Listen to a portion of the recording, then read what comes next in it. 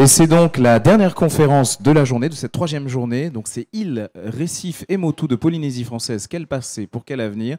Avec Montagioni, Lucien, Bachet, Philippe et Torrent, Frédéric. Donc je laisse la parole à nos intervenants pour cette conférence. C'est à vous. Merci. Donc rapidement, je me présente. Donc Lucien Montagioni, professeur émérite à l'université d'Aix-Marseille. La première fois que j'ai pris contact avec la Polynésie, c'était en 1980. J'ai travaillé une dizaine d'années sur la Polynésie française. Je n'étais plus retourné en Polynésie depuis 1995.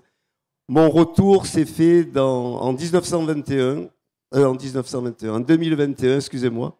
Et en 2021, j'ai eu l'occasion de travailler sur l'île de Makatea, qui sur le plan géologique est une île évidemment très particulière. Et à cette occasion, j'ai eu la chance de faire la connaissance de deux personnes qui sont devenues des amis. Donc je citerai Philippe Bachet, qui est photographe naturaliste, et évidemment Frédéric Torrent, qui est anthropologue.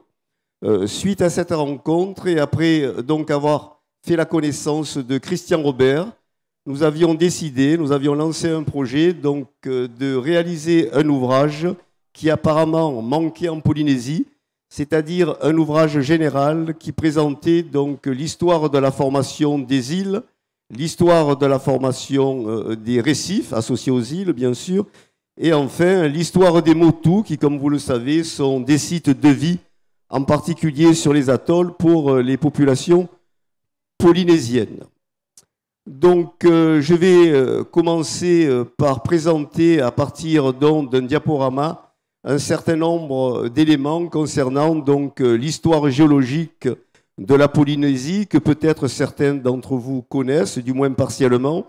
En effet, les données sur la géologie de la Polynésie se trouvent essentiellement dans des revues spécialisées, d'accès très difficile pour les non-initiés.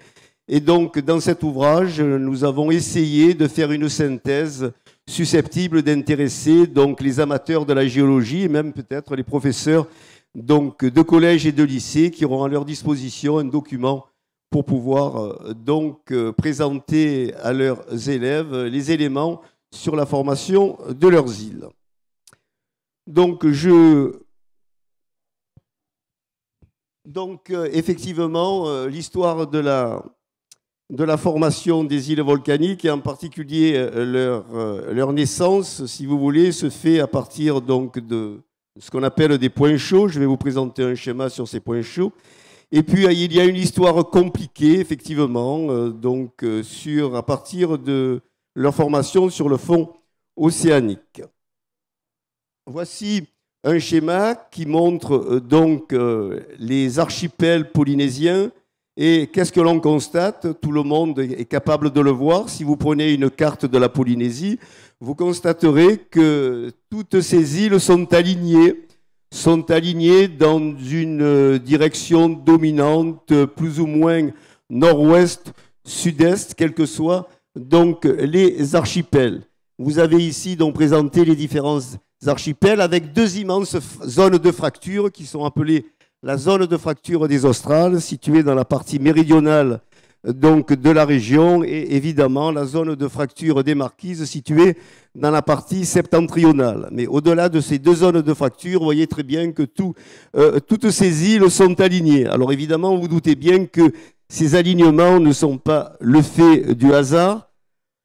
En fait, ces alignements sont liés aux mécanismes qui sont à l'origine de la formation de ces îles. Alors, vous avez ici, dans la partie donc, la plus orientale, ce qu'on appelle une ride médio-océanique.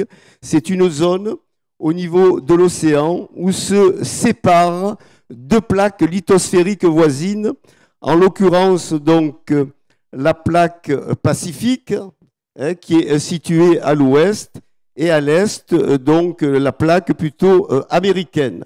Et en fait, cette plaque, évidemment, ces plaques sont mouvantes. Vous voyez la direction des flèches. La plaque donc, pacifique se dirige vers le nord-ouest à une vitesse moyenne de 11 cm par an.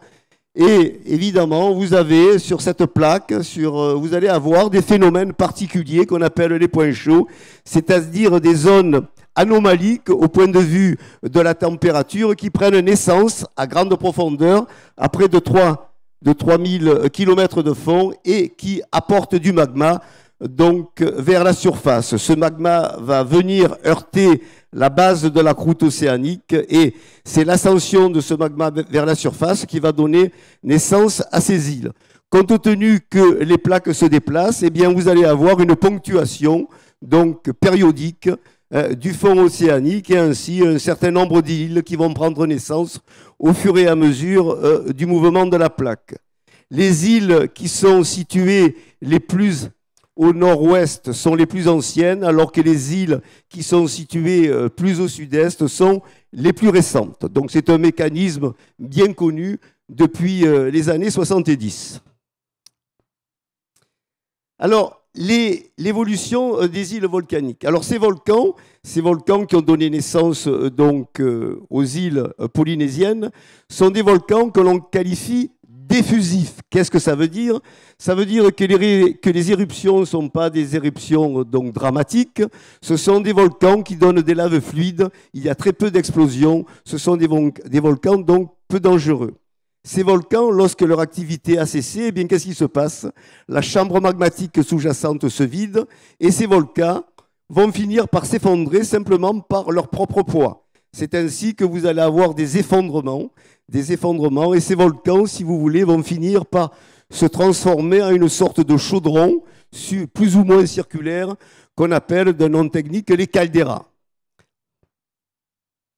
Alors voici, je vous montre quelques exemples de calderas. Vous avez ici l'île de Moorea, qui est relativement récente, puisque elle a commencé à se former il y a à peu près 2 millions d'années. Mais si vous regardez donc la carte, vous voyez très bien qu'il y a ici donc une zone, une fracture qui est de forme donc concentrique, que vous retrouvez évidemment sur le schéma à côté. Donc en fait, l'île de Moorea, non seulement s'est effondrée de sa partie centrale, mais en fait, vous voyez que en fait, cette île a une forme curieuse. C'est-à-dire qu'il manque en fait toute la partie nord. La partie nord du volcan, la portion nord du volcan s'est effondrée et a disparu au niveau de l'océan. Nous n'avons plus maintenant qu'une moitié de volcan qui correspond au volcan initial.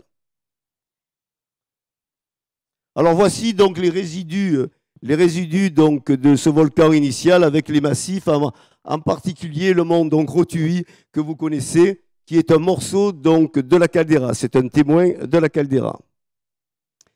Je prends un autre exemple qui est pris donc à l'île aux Marquises, au niveau de l'île de Nukahuva. Vous voyez en fait, cette île ressemble étrangement à Moorea, sauf que l'effondrement du volcan ne s'est pas fait au niveau de la partie nord, mais au niveau de la partie sud. Vous voyez, toujours le même schéma. Le volcan cesse son activité, il s'effondre par gravité et une partie donc, de l'île est en partie détruite et disparaît dans l'océan.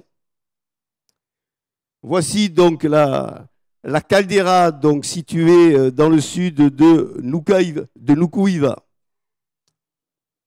Autre exemple, le dernier, je le prendrai au niveau des Australes, c'est l'île de Rapa. Vous voyez, on retrouve plus ou moins le même schéma qu'on a pu observer dans les deux cas précédents. Vous avez donc une île dont la partie centrale s'est effondrée et qui est ouverte vers l'est. En effet, donc la partie effondrée, là, est orientée vers l'est. Donc toujours le même schéma. C'est très facile, hein, la géologie, vous voyez très bien.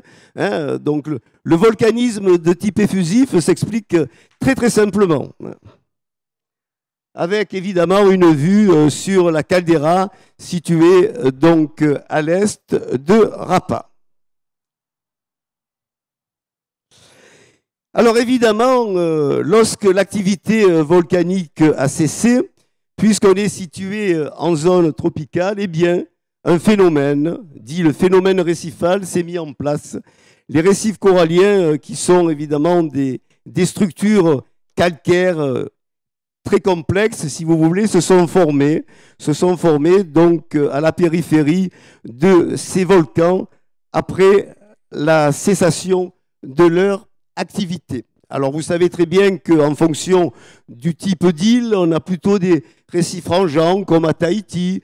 Bon, il y a aussi à Tahiti des récifs barrières, mais il y a aussi des récifs rangeants. Et puis après, après le récif barrière, vous avez le stade le plus évolué des récifs qu'on appelle donc les atolls.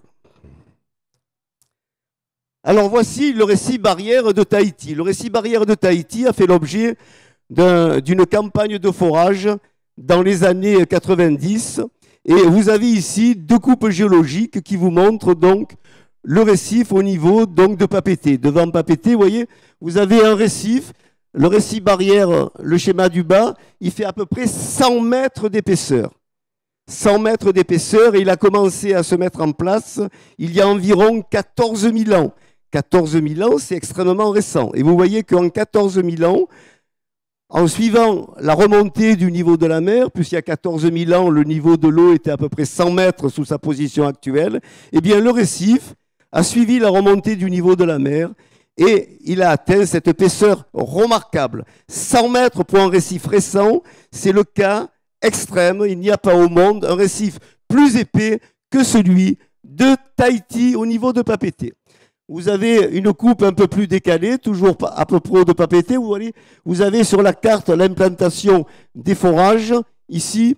Et selon le secteur, donc l'épaisseur varie, mais j'insiste sur cette épaisseur de 100 mètres qui est extrêmement rare au plan international.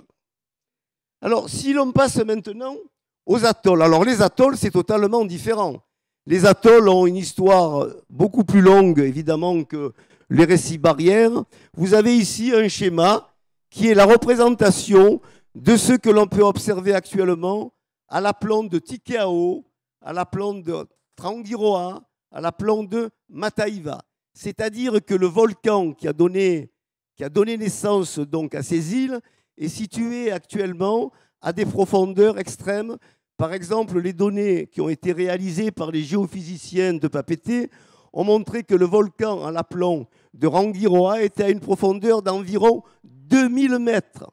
Ce qui veut dire qu'au-dessus du volcan de Rangiroa, vous avez 2000 mètres, vous avez 2 kilomètres de carbonâtre, 2 kilomètres de récif. Alors évidemment, le volcan, il est très ancien. Le volcan, il a à peu près 60 millions d'années. Je vous rappelle que 60 millions d'années, c'est l'époque à laquelle les dinosaures ont disparu. Donc le volcan de Rangui s'est formé au moment de la disparition des dinosaures.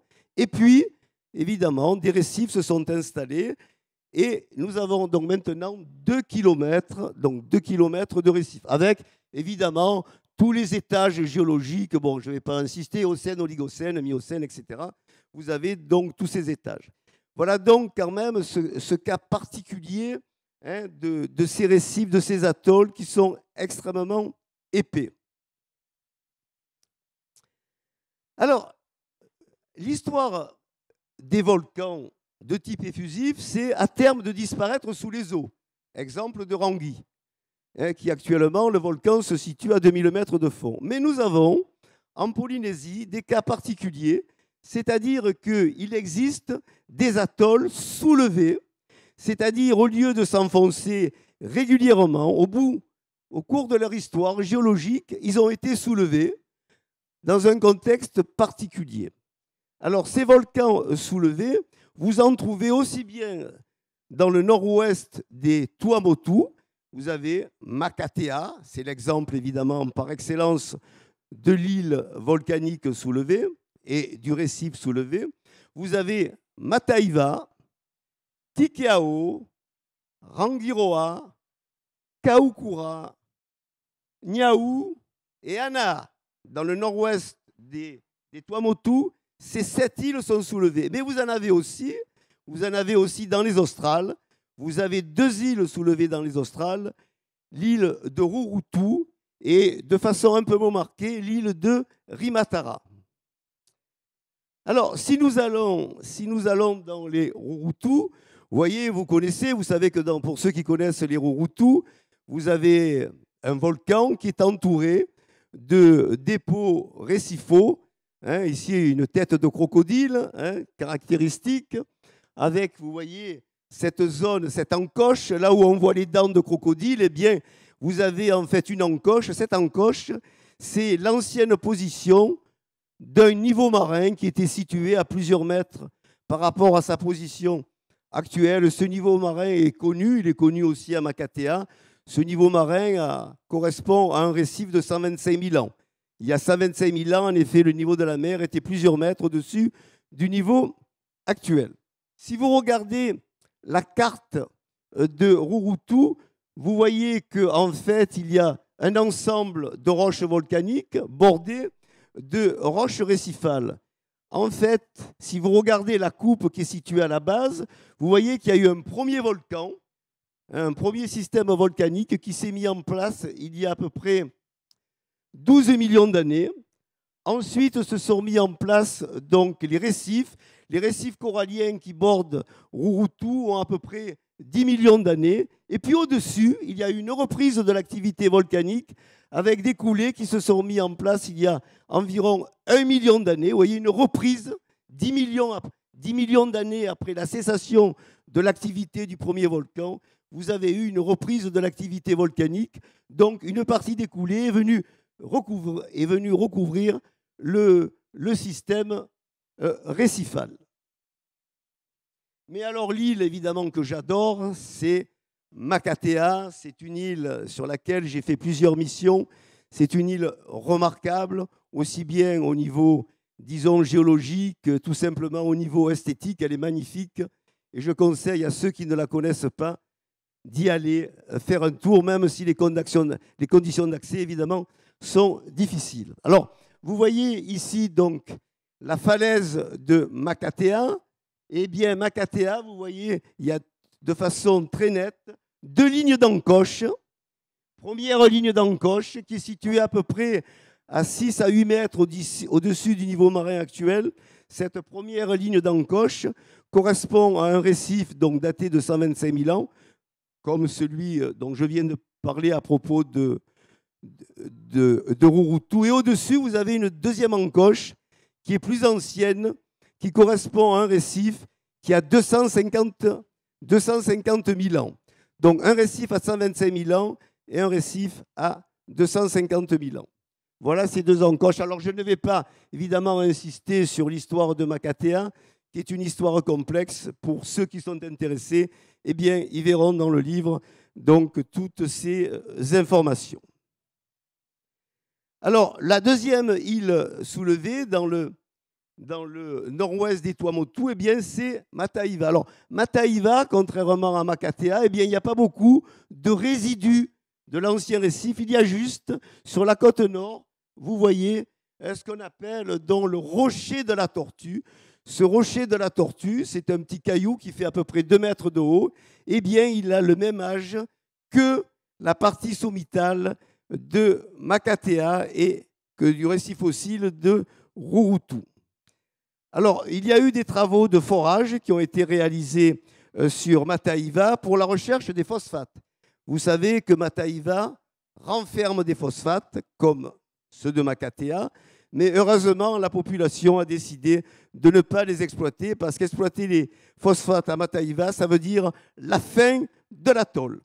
Donc, vous avez ici une coupe géologique, vous voyez, de Mataiva, ce qui est représenté en gris, eh bien, ça correspond à la partie la plus ancienne, qui a à peu près 15 millions d'années. Et vous voyez, le rocher de la tortue, eh bien, c'est ce petit pointement, si vous voulez, qui apparaît dans la zone nord de l'île, alors que, effectivement, donc la base donc, de l'atoll a le même âge, bien entendu, que Makatea. Si nous allons sur Tikao, vous connaissez les féos de Tikao, qui sont situés en particulier sur la côte sud-est. Eh bien, les féos de Tikao, ils ont absolument le même âge que la partie sommitale donc, de l'île de Makatea et que le rocher de la tortue de Mataiva. Vous avez ici une coupe géologique de Tikao qui montre donc les pointements, les féos, et à l'intérieur, des forages ont été réalisés sous une épaisseur d'1,50 m sous le récif actuel. Vous tombez sur le récif ancien daté de 15 millions d'années. Si nous allons à Rangiroa, eh bien, dans le sud de Rangiroa, nous avons ce qu'on appelle l'île au récif, qui est située quelque part par ici.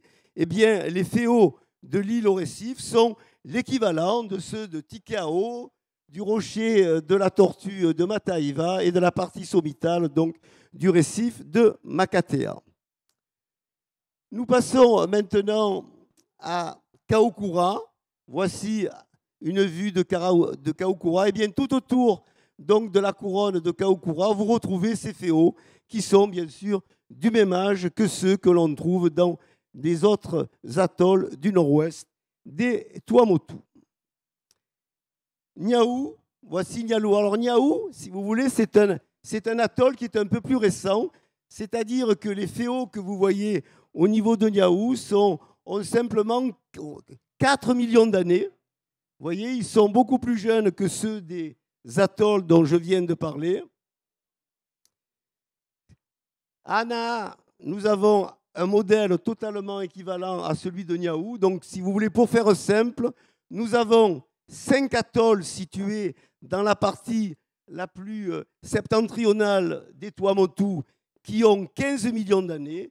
En revanche, nous avons à Niaou et Anaa des féaux qui n'ont que 4 millions d'années. Vous voyez donc, il y a une différence d'âge entre les féaux du nord-ouest des Tuamotu et de ceux d'Anaa et de Niaou. Et il y a une raison. Il y a une raison à cette différence d'âge. Alors, quelle est la raison? Eh bien, tout simplement, c'est que, en fait, si nous revenons à peu près 2 millions d'années en arrière, au moment de l'activité des volcans de Moorea et du volcan de Tahiti, il y a eu un soulèvement de la croûte océanique. Soulèvement de la croûte océanique, comme c'est représenté par ce schéma.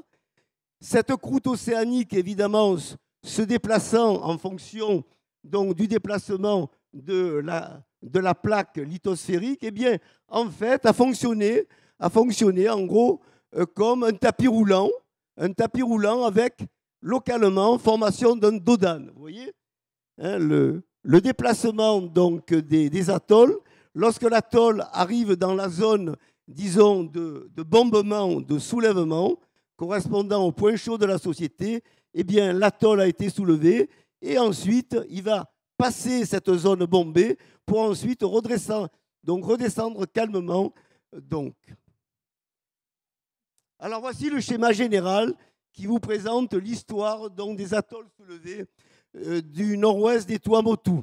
Vous avez Aen, Anaa, Niaou, Kaukura, Rangiroa, Makata, Tikao et enfin Mataiva. Vous voyez qu'il y a eu une séquence de soulèvement.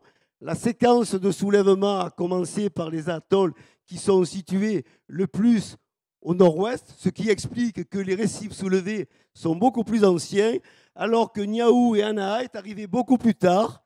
Et par suite, évidemment, les récifs soulevés sont beaucoup plus récents. Alors, un autre élément très important pour ceux qui connaissent les marquises. Dans les marquises, si vous voulez, vous le savez, ce sont des îles qui sont totalement dépourvues de récifs coralliens. Il y a eu des récifs coralliens aux marquises il y a quelques millénaires, mais actuellement, évidemment, il n'y a plus de récifs actifs. Par contre, il y a des dunes. Il y a des dunes fossiles. Voici, ici, à Nukaiva, dans le secteur nord-est, vous avez cette structure sédimentaire, cette structure calcaire qui a été interprétée par les anciens auteurs comme étant une ancienne plage. Non, ce n'est pas une plage, c'est une dune. Pourquoi des dunes se sont formées donc aux Marquises alors qu'on ne les retrouve pas ailleurs en Polynésie?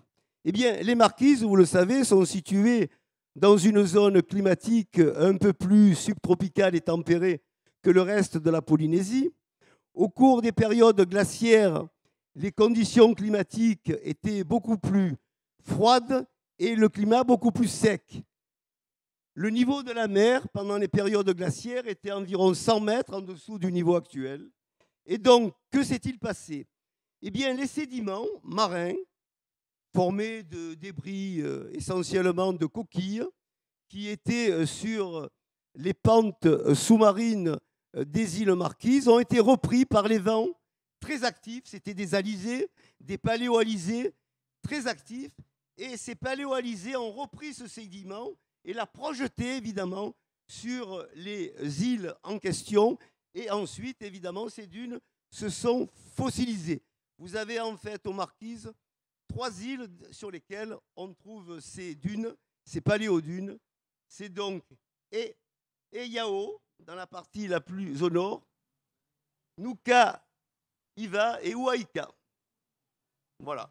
Voilà. Donc j'en ai parlé parce que c'est un cas particulier dans la Polynésie française, puisqu'il n'y a pas d'équivalent dans les autres archipels polynésiens. Alors je vous montre quelques images, hein, voilà, de ces fameuses paléodunes.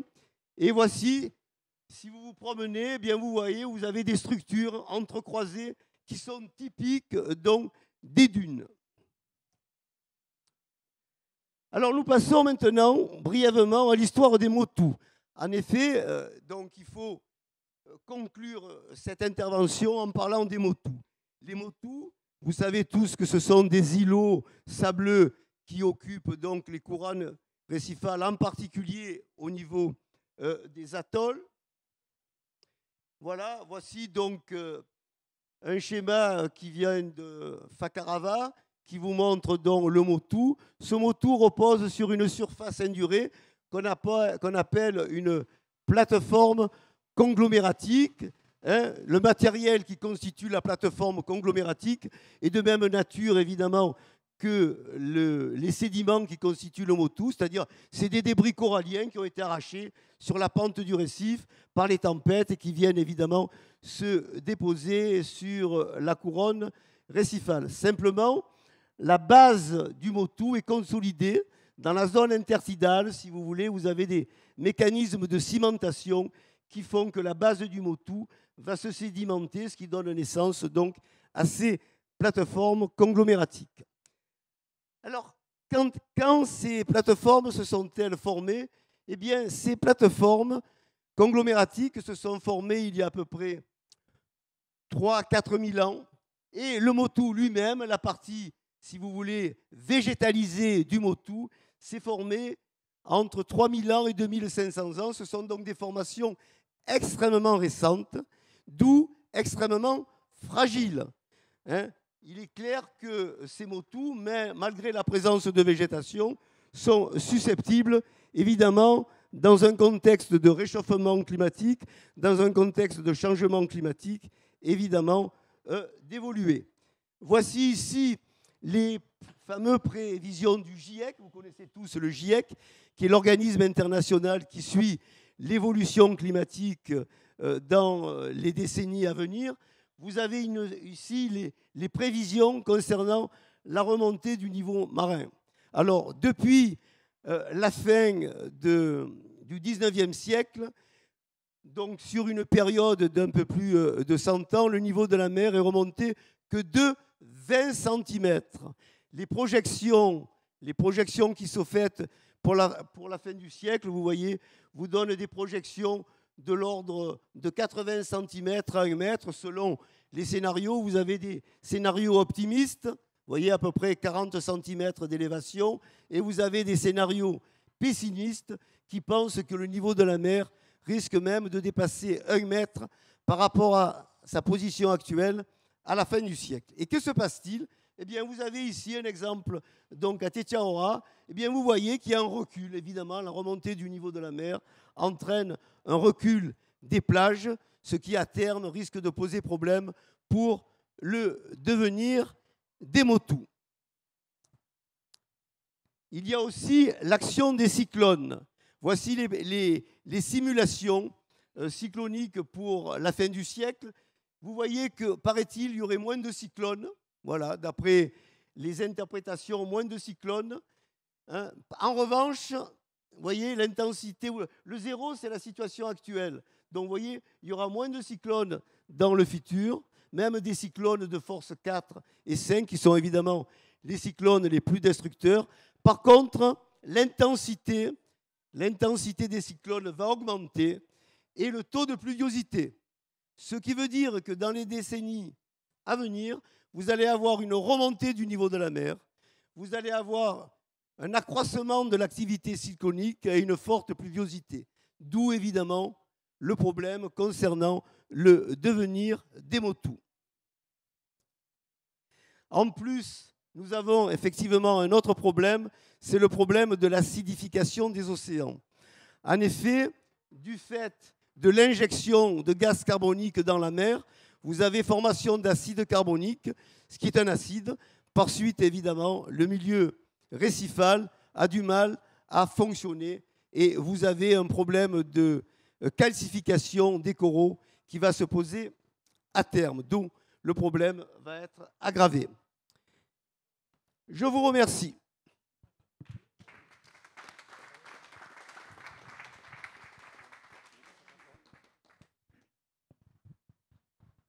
Bonsoir à tous, je suis Philippe, je suis essentiellement l'illustrateur de l'ouvrage. J'ai réalisé une grande partie des croquis et surtout toutes les photographies, issues pour certaines de mon stock, puisque je suis ici depuis très longtemps, une quarantaine d'années.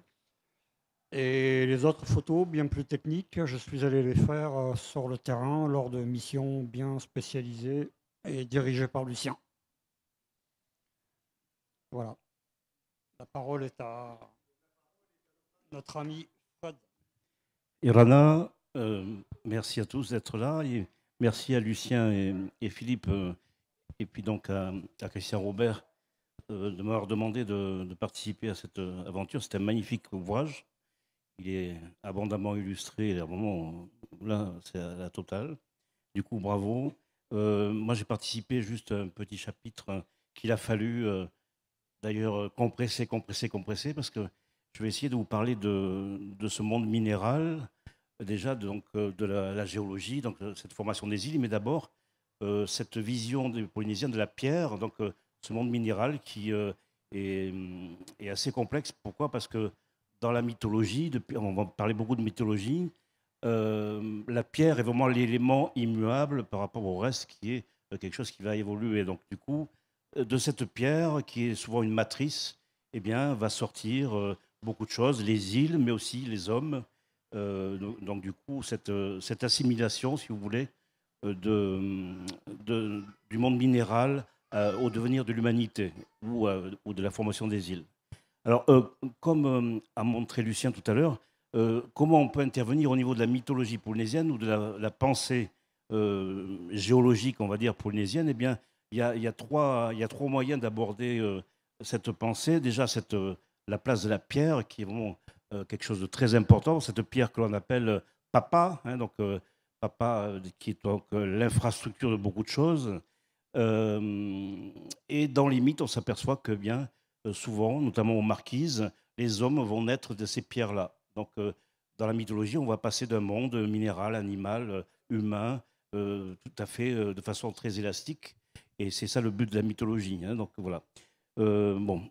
Deuxième chose importante pour cette formation des îles, il y a deux types d'îles. Bien sûr, il y a ces îles hautes qui, dans les concepts, sont très importants parce que ces îles hautes ont évidemment un relief, et ce relief est très important parce que les sommets des îles sont un petit peu les points d'ancrage où ce dieu Maui, donc qui n'est pas un demi-dieu, c'est un dieu à part entière, hein, il ne serait pas content.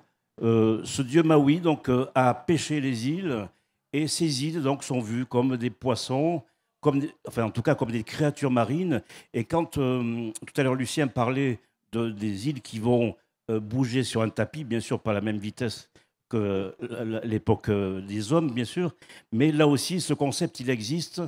Pourquoi dans la Polynésie même dans la Grande Polynésie, eh bien, les îles sont des créatures marines qui vont dériver, qui vont bouger. Elles ne sont jamais fixes. Et c'est justement les chefs, en tout cas les dieux d'abord, et puis après les chefs descendants, qui vont fixer ces îles-là. Alors fixer avec des tendons, avec tout un tas de choses. Et ce qui est important, c'est souvent le sommet des îles qui est le plus sacré. Pourquoi? C'est souvent la tête du poisson, enfin, ou l'aileron, si vous voulez, d'un requin géant. Hein. Donc ce tara, cet aileron, est le plus important. Pourquoi? Ça va être la première partie à voir la lumière. Et vous connaissez l'histoire de la Nouvelle-Zélande où on parle de Aotearoa. Et donc, du coup, le nord de la Nouvelle-Zélande qui a été pêché par Maui, eh bien, du coup, c'est vraiment la partie la plus sacrée. Le mont Hikurangi, on va en reparler. Eh bien, c'est ce qui a vu la lumière en premier, donc qui est apparu à la vie. Deuxième idée, c'est que c'est ce rapport, donc, comme disait Lucien, avec le volcanisme. Donc, le volcanisme et ce volcanisme est vu donc, comme une présence dans la matrice de la Terre, vous connaissez bien, qui est cette déesse Péré. Donc, Péré qui ne vient pas de Hawaï, elle vient d'ici, puisque les gens de Hawaï ils viennent de là. Donc, du coup, cette déesse Péré, P-E-R-E, donc, est un petit peu, si vous voulez, la matérialisation divine de ce magma, cette réserve de magma.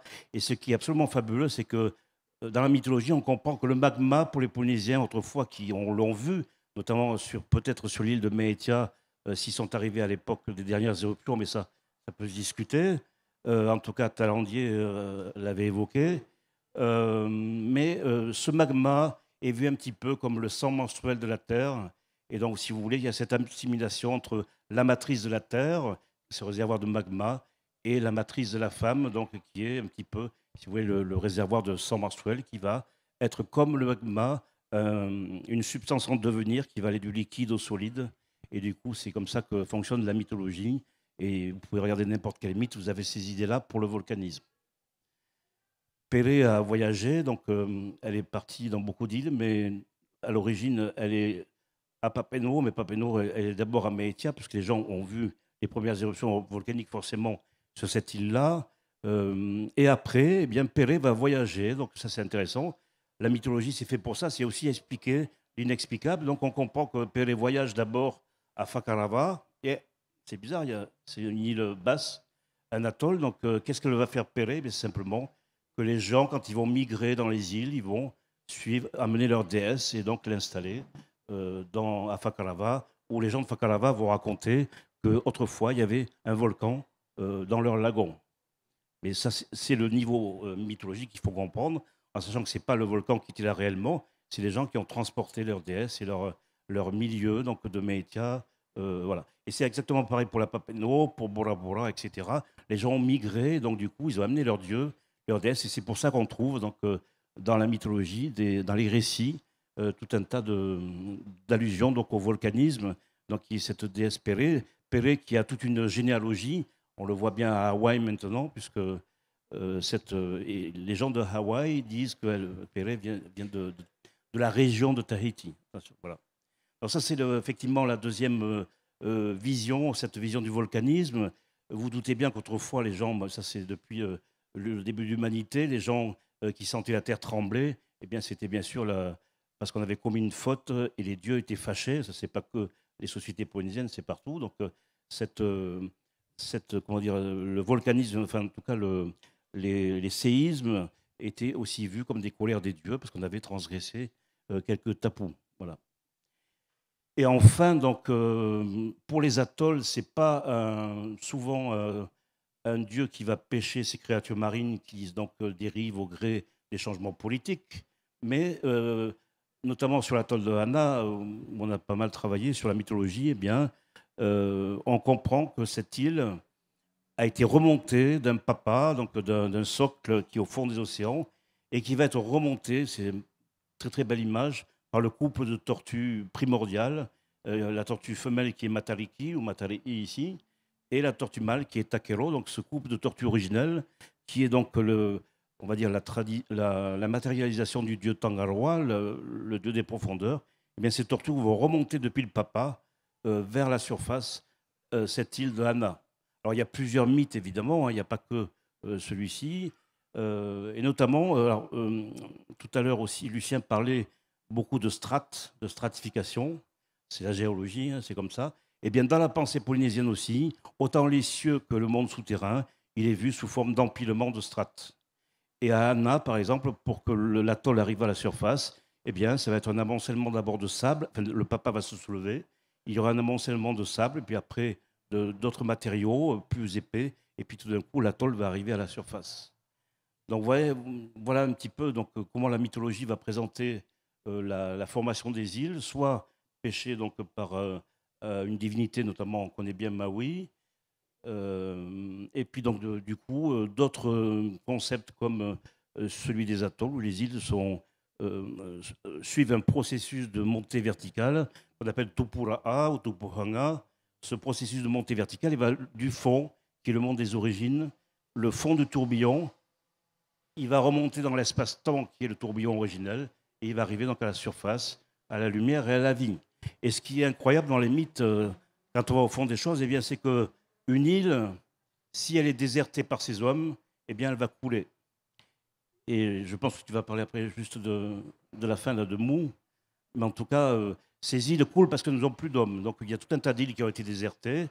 Et donc dans la pensée, eh bien, ces îles vont couler, disparaître, parce qu'il n'y a plus d'humanité. Donc vous avez vraiment la précédence de l'humanité sur ces îles qui sont formées. Voilà.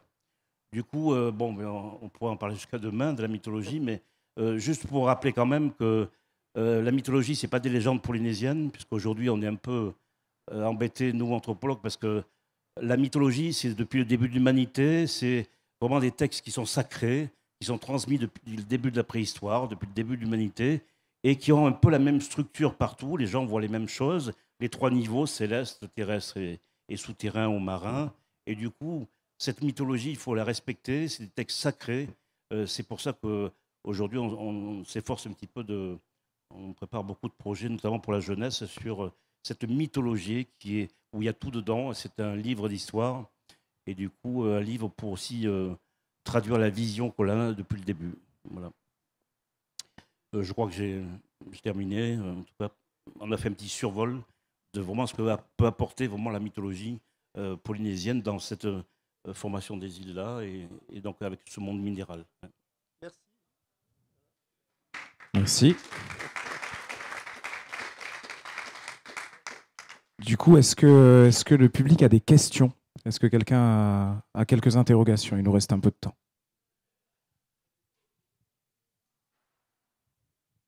Oui, bonjour. Oui, la question que j'ai, qui a été posée dans le titre de la conférence, c'est quel futur pour nos atolls? Qu'est-ce que la géologie peut nous apporter pour essayer de mieux prédire ce qui pourrait se passer les 50 prochaines années avec la montée des océans? Alors, j'ai vite parcouru le livre avant le début de la conférence. J'ai pas trouvé vraiment de réponse affirmative certaine. Donc, est-ce que tu pourrais très rapidement nous dire un petit peu les éléments auxquels tu es arrivé? Je me garderai bien de faire des réponses définitives, puisque, donc, qu'est-ce que nous savons? Bon, en fait, nous avons les données du GIEC. Le GIEC a aussi travaillé sur les îles basses tropicales, d'une façon générale, en particulier dans le Pacifique. Donc, qu'est-ce que nous avons? Nous avons à notre disposition un certain nombre d'informations, à savoir que le niveau de la mer, il va monter. Et on sait en particulier que le niveau de la mer monte plus vite dans le Pacifique central, par exemple, que dans l'Atlantique, qu'en bordure des côtes européennes ou américaines. Donc ça, c'est déjà une certitude. Donc on a des vitesses de remontée du niveau de la mer actuellement qui sont entre 3-4 mm par an, ce qui n'est pas rien. Et en plus, on sait aussi que même si le nombre de cyclones va décroître, risque de décroître dans les décennies qui viennent, par contre, l'intensité, la cyclogénèse va augmenter. Donc on a là deux facteurs pour le moins perturbateurs. Alors qu'est-ce qu'on peut en conclure pour la Polynésie? Donc je me garderai bien de faire des conclusions, à savoir tout ce que je peux vous dire, c'est que certains atolls, du moins certains secteurs d'atolls, parce qu'au niveau d'un atoll donné, vous pouvez avoir effectivement des zones qui risquent d'être détruites par un cyclone, un super cyclone, puisque maintenant il faut parler de super cyclone, puisque tous les cyclones qui se sont produits au cours des dernières années sont de catégorie 4 ou 5. Moi, j'ai vécu 23 ans à l'île de la Réunion. J'ai connu des cyclones de catégorie 1 ou 2. Et maintenant, à La Réunion, et récemment donc à Mayotte, on en a parlé donc il n'y a pas très longtemps, c'était un cyclone donc de catégorie 4. Donc nous allons avoir une remontée du niveau de la mer, des supercyclones qui vont se produire. Donc je vous laisse donc à vous de faire la conclusion, à savoir que probablement certains atolls vont souffrir, certaines îles basses vont souffrir. Maintenant vous dire quelle île basse, quel atoll, je suis bien incapable. Personne n'est capable de dire ce qui va se passer donc sur certains atolls. Mais il est clair qu'il va y avoir des problèmes d'inondation. Il va y avoir des problèmes effectivement aussi de nappes phréatiques.